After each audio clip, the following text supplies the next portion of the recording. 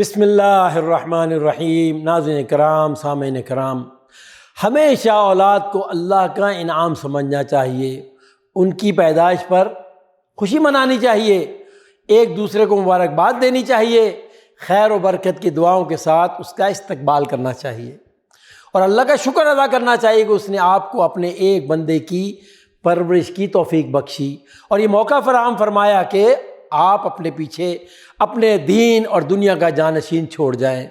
اسی طرح اگر اولاد نہ ہو تو اللہ سے صالح اولاد کے لیے دعا کرنی چاہیے، جس طرح اللہ کے پیغمبر حضرت زکریا علیہ السلام نے اللہ سے کی تھی۔ عرض کیا میرے رب تو اپنے پاس سے مجھے پاک اولاد عطا فرما، بے شک تو دعا کا سننے والا ہے۔ ناظرین کرام، اولاد کی پیدائش پر کبھی بھی تنگ نہیں ہونا چاہیے۔ معاشی تنگی، صحت کی خرابی یا کسی اور وجہ سے اولاد کی پیدائش پر کڑنے یا اسے اپنے حق میں مصیبت سمجھنے سے سختی کے ساتھ پرہیز کرنا چاہیے۔ اولاد کو کبھی ضائع نہ کرنا چاہیے، پیدا ہونے سے پہلے یا پیدا ہونے کے بعد۔ اولاد کو ضائع کرنا بدترین سنگ دلی، ظلم، انتہائی بزدلی اور دونوں جہاں کی تباہی ہے۔ اللہ تعالیٰ کا قرآن کریم میں ارشاد ہے، وہ لوگ انتہائی گھاٹے میں ہیں جنہوں نے اپنی اولاد کو ناسمجھی میں اپنی حماقت سے موت کے گھاٹ اتار دیا۔ اللہ نے قرآن کریم میں صاف صاف ممانعت فرمائی کہ اپنی اولاد کو قتل نہ کرو۔ ایک بار ایک صحابی نے آپ صلی اللہ علیہ وسلم نے دریافت کیا، یا رسول اللہ صلی اللہ علیہ وسلم، سب سے بڑا گناہ کیا ہے؟ آپ نے فرمایا شرک۔ صحابی نے پھر سوال کیا، اس کے بعد آپ صلی اللہ علیہ وسلم نے فرمایا والدین کی نافرمانی۔ صحابی نے پھر سوال کیا، اے اللہ کے رسول، اس کے بعد آپ صلی اللہ علیہ وسلم نے فرمایا تم اپنی اولاد کو اس ڈر سے مار ڈالو کہ وہ تمہارے ساتھ کھائے گی۔ اسی طرح ناظرین کرام، جب بچہ پیدا ہو تو بچے کے لیے اچھا سا نام تجویز کرنا چاہیے، جو پیغمبروں کے نام پر ہو یا اللہ کے نام سے پہلے عبد لگا کر ترتیب دیا گیا ہو، جیسے عبد الرحمن، عبداللہ۔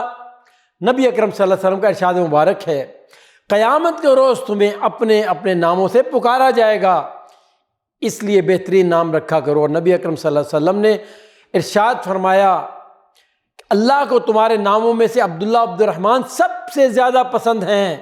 اور آپ صلی اللہ علیہ وسلم نے فرمایا کہ انبیاء کے ناموں پر نام رکھا کرو۔ اسی طرح ناظرین کرام، جب بچہ پیدا ہو تو 7ویں دن عقیقہ کرنا چاہیے۔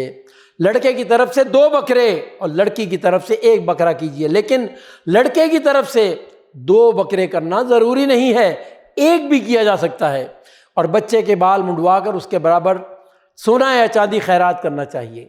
نبی اکرم صلی اللہ علیہ وسلم کا ارشاد مبارک ہے، 7ویں روز بچے کا نام تجویز کیا جائے اور اس کے بال وغیرہ اتروا کر اس کی طرف سے عقیقہ کیا جائے۔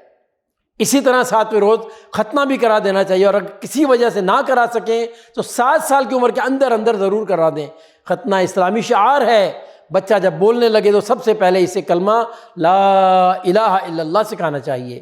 نبی اکرم صلی اللہ علیہ وسلم کا ارشاد ہے، جب تمہاری اولاد بولنے لگے تو اسے لا الہ الا اللہ سکھا دو۔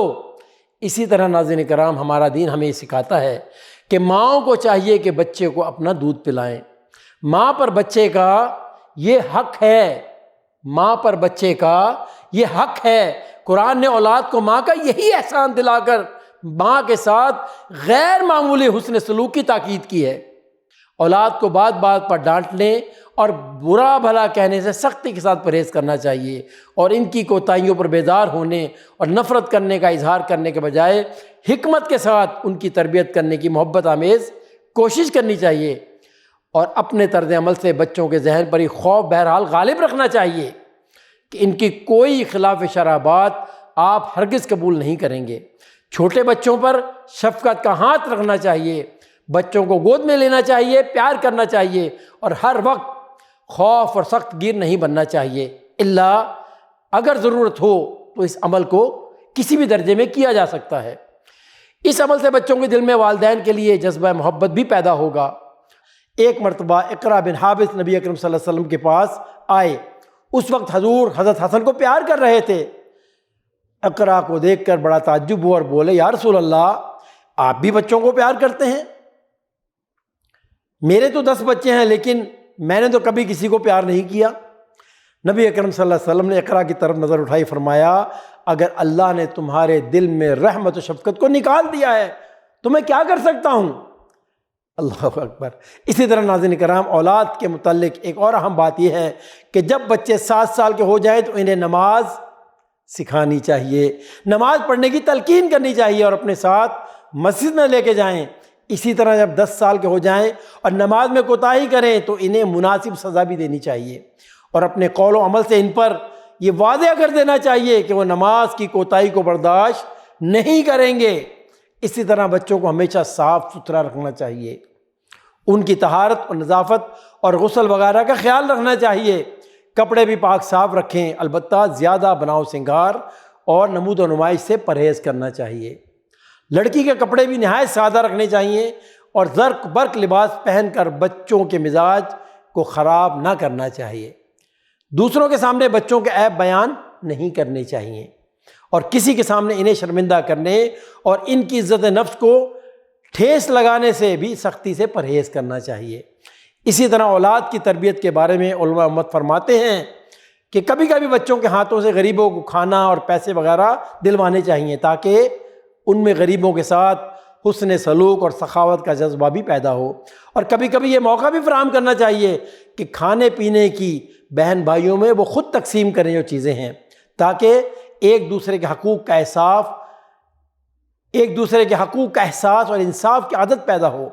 اسی طرح ناظرین کرام، بچوں کی ہر بیجا ضد بھی پوری نہیں کرنی چاہیے، بلکہ حکمت کے ساتھ ان کی یہ عادت چھڑانے کی کوشش کرنی چاہیے۔ کبھی کبھی مناسب سختی بھی کرنے میں کوئی حرج نہیں، بیجا لاڈ پیار سے انہیں ضدی اور خودسر نہیں بنانا چاہیے۔ اسی طرح ناظرین کرام، بچوں کے سامنے ہمیشہ عملی نمونہ پیش کرنا چاہیے۔ آپ کی زندگی بچوں کے لیے ایک ہمہ وقتی خاموش معلم کی سی ہے جس سے بچے ہر وقت پڑھتے اور سیکھتے رہتے ہیں۔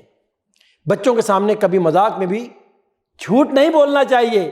اسی طرح ناظرین کرام، اس بارے میں ایک اور اہم بات یہ کہ لڑکی کو حقیر نہیں جاننا چاہیے، نہ لڑکے کو اس پر کسی معاملے میں ترجیح دینی چاہیے۔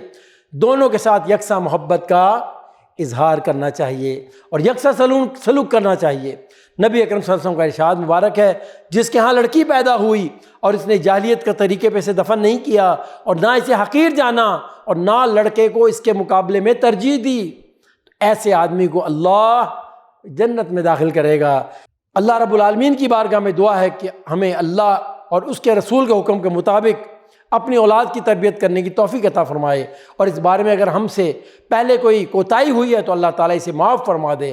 وآخر دعوانا ان الحمد للہ رب العالمین۔